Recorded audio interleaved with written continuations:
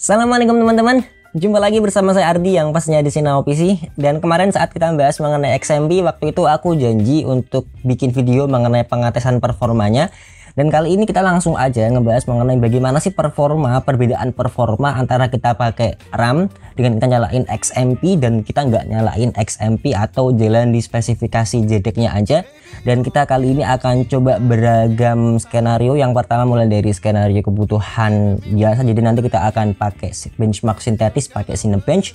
Kemudian yang kedua untuk mewakili productivity kita akan pakai Handbrake untuk convert video dari 4K ke Full HD. Dan yang ketiga pasti tentu aja ada game, kita akan coba uji menggunakan satu game aja yaitu Horizon Zero Dawn. Kenapa aku pilih game ini? Karena ya aku rasa game ini sih cukup bisa banyak dimainin oleh teman-teman semua, karena juga dari segi kebutuhan kita nggak butuh spesifikasi yang gede banget untuk bisa mainin Horizon Zero Dawn. Jadi kita pakai satu game yaitu Horizon Zero Dawn untuk contoh kali ini.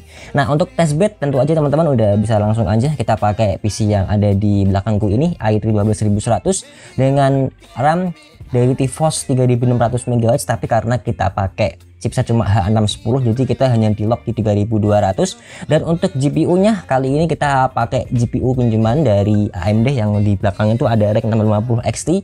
Dan karena hari ini sebetulnya aku harus balikin VGA itu ke AMD, jadi sekalian aja lah hari ini terakhir kita langsung bikin video pengetesan mengenai performa XMP. Jadi langsung aja kita masuk ke video pembahasannya. Nah, yang pertama kita akan mulai terlebih dahulu dari skor Cinebench R23. Kenapa kita pakai Cinebench Pak? Ya alasannya simpel. Pertama, aku nggak punya AIDA 64 versi ekstrim ya, karena ternyata harganya cukup mahal juga untuk AIDA 64 versi ekstrim.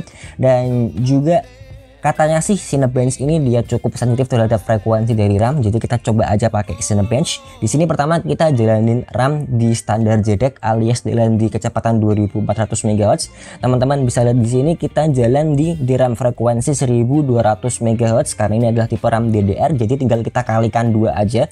1200 dikali 2 sama dengan 2400. Ini artinya kita jalan di frekuensi RAM 2400 MHz alias ini adalah RAM JEDEC, RAM di standar JEDEC. Kita dapetin skor single core ada di angka 1566 PTS dan juga untuk multicore-nya dapat di angka 8124 PTS.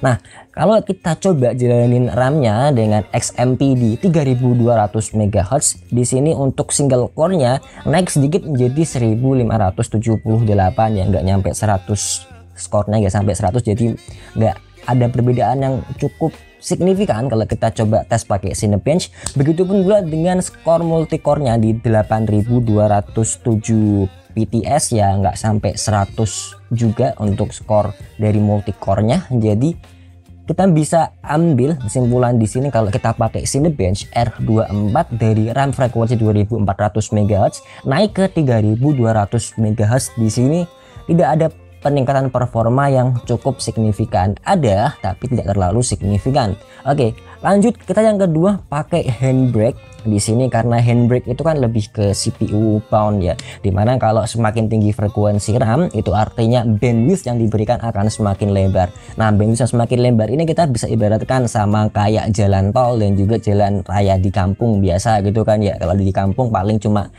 bisa lewat 2 mobil aja dari jalur kiri dan juga jalur kanan. Kalau di jalan tol kan kita bisa lebih lebar, itu artinya bisa ada banyak mobil yang masuk, alias kalau kita analogikan ke PC ya akan ada banyak data yang bisa masuk. Nah, karena Handbrake ini dia lebih ke CPU bound, kita akan coba convert video dari 4K ke 1080p. Yang pertama kita coba dulu di frekuensi 2400 MHz. Di sini kita dapetin total waktu encodingnya itu sekitaran 43 detik aja. Kalau kita coba naikin frekuensinya ke 1600 MHz alias jalan di 3200 MHz, ternyata tidak mendapatkan peningkatan performa yang cukup signifikan dari waktu encodingnya. Di sini sama aja ada di angka 43 second.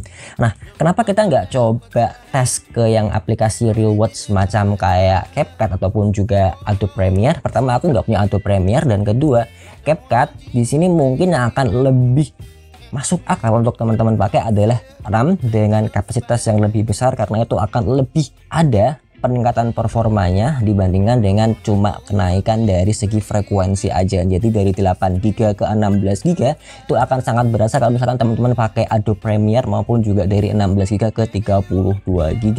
Tapi kita belum coba cek secara langsung, jadi contoh kita hanya pakai handbrake aja di sini. Nah, sekarang kita akan masuk ke sesi pengujian gaming. Di sini kita pakai Horizon Zero Dawn. Di sini kita juga coba recording menggunakan software recording bawaan Windows gitu ya. Di sini saat kita coba jalanin gamenya dengan frekuensi RAM 2400 MHz, di sini kita dapetin skor average frame rate itu ada di angka 91,5 fps, dengan 1% low-nya itu ada di angka 57,5 fps. Di sini kita jalan di quality ultra, dan juga FSR-nya kita nyalain di preset quality karena kita yakin dari si RX 650 XT ini bisa ngangkat ke preset ultra. Nah, sekarang kita akan coba naikin performa RAM-nya, kita naikin ke XMP, jadi jalan di 3200 MHz. Nah, di sini untuk skor rata-rata average frame rate-nya atau average FPS-nya ini dia naik ke 98,5 fps, dan juga 1% low-nya dia naik ke 60,9 fps. Nah, ini kalau kita coba perbandingin saat kita coba record menggunakan software bawaan dari Windows. Nah, sebelumnya di malam itu aku udah coba tes perbedaannya dari segi gaming itu tanpa kita nyalain software recording apapun. Jadi kita langsung murni main game aja, hanya nyalain MS Afterburner, dan kita nggak ngebenchmark apapun. Akan ada perbedaan yang cukup mencolok sekali di sini tadi malam. Sebenarnya sejujurnya saat kita menggunakan frekuensi RAM 3200 MHz itu FPS yang didapatkan itu bisa lebih konstan di atas 100 fps, bahkan bisa sampai di 110-an ke atas fps. Berbeda saat kita hanya menggunakan RAM dengan frekuensi 2400 MHz aja, yang itu dia jarang sekali bisa menyentuh ke 100 fps ya, kebanyakan ada di 80 sampai 90 fps.